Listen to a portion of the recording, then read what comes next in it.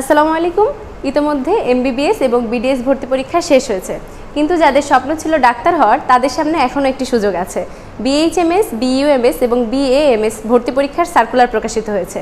আজকের পর্বে এই সার্কুলার সম্পর্কে বিস্তারিত আলোচনা করব। প্রথমেই জেনে নিই কারা ভর্তি পরীক্ষা দিতে পারবে। 2022 এবং 2023 সালে যারা এইচএসসি পরীক্ষায় উত্তীর্ণ হয়েছে এবং 2020 এবং 2021 সালে যারা এসএসসি পরীক্ষায় উন্নীত হয়েছে তারা সবাই এই পরীক্ষায় অংশগ্রহণ করতে পারবে। এসএসসি এবং এইচএসসি একই সাথে 8 পয়েন্ট এবং আলাদা আলাদাভাবে কমপক্ষে 3.5 থাকা লাগবে। কিন্তু উপজাতি এবং পার্বত্য চট্টগ্রামের অউপজাতীয় শিক্ষার্থীদের জন্য ব্যবস্থাটা একটু শিথিল করা হয়েছে। তাদের জন্য একসাথে পয়েন্ট দরকার 7 এবং আলাদা আলাদাভাবে পয়েন্ট দরকার 3, কিন্তু দুই ক্ষেত্রেই বায়োলজিতে থাকা লাগবে 3.5। এবারে আসি আবেদনের সময়সীমা নিয়ে।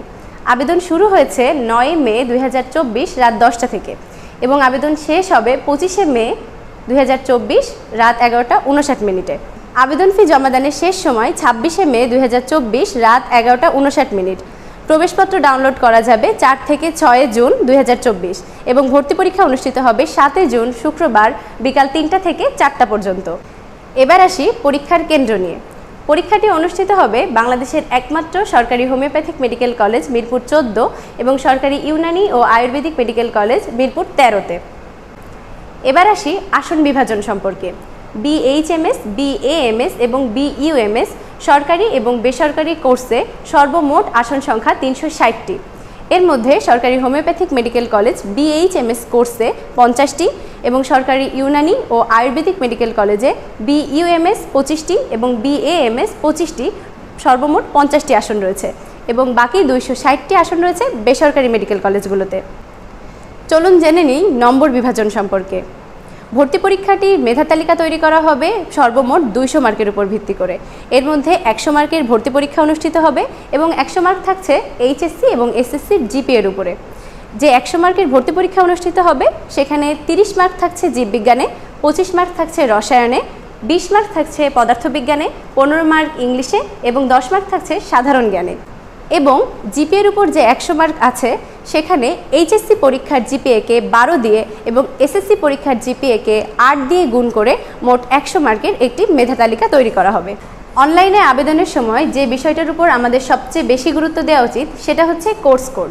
কোর্স কোড ভুল হওয়ার কারণে অনেকেই কাঙ্ক্ষিত কোর্সে ভর্তি হতে পারে না, তাই কোর্স কোডগুলো জেনে নেওয়া অনেক বেশি গুরুত্বপূর্ণ। কোর্স কোডগুলো হলো বিএইচএমএস 113, বিইউএমএস 111 এবং বিএএমএস 112।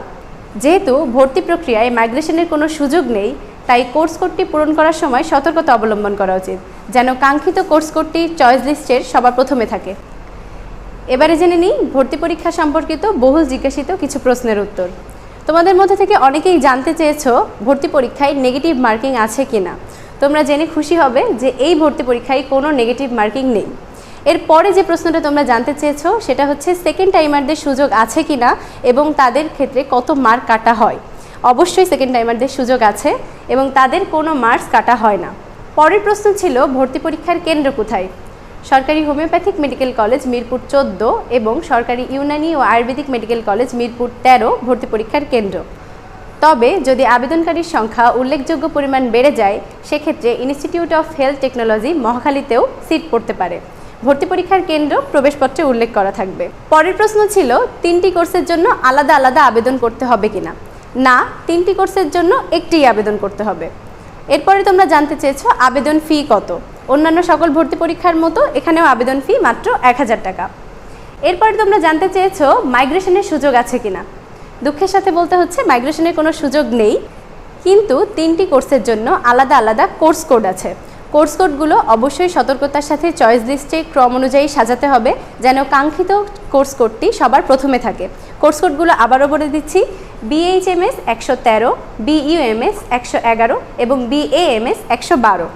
যেহেতু তোমরা ডাক্তার হওয়ার স্বপ্ন নিয়ে এই ভর্তি পরীক্ষায় অংশগ্রহণ করতে চাচ্ছ, তাই তোমরা অনেকেই জানতে চেয়েছো নামের পূর্বে ডাক্তার লেখা যাবে কিনা। হ্যাঁ, অবশ্যই লেখা যাবে। হোমিওপ্যাথিক শিক্ষা ও চিকিৎসা আইন 2023 অনুযায়ী শুধুমাত্র বিএইচএমএস কোর্স করা শিক্ষার্থীরাই নামের পূর্বে ডাক্তার লিখতে পারবে। এরপরে তোমরা জানতে চেয়েছো আমাদের এই কোর্সগুলো ঢাকা বিশ্ববিদ্যালয়ের কোন অনুষদের অধিভুক্ত।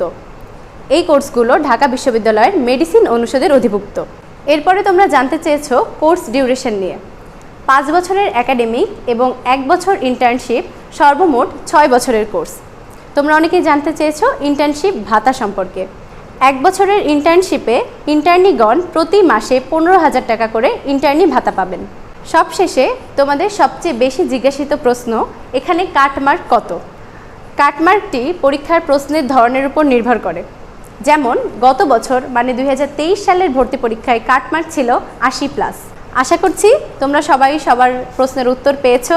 তোমাদের যদি আরও কোনো প্রশ্ন থাকে তাহলে GHMC শর্ট স্টোরিজ পেজের ইনবক্সে অথবা এই ভিডিওর কমেন্ট বক্সে জিজ্ঞাসা করতে পারো, আমরা চেষ্টা করব উত্তর দেওয়ার।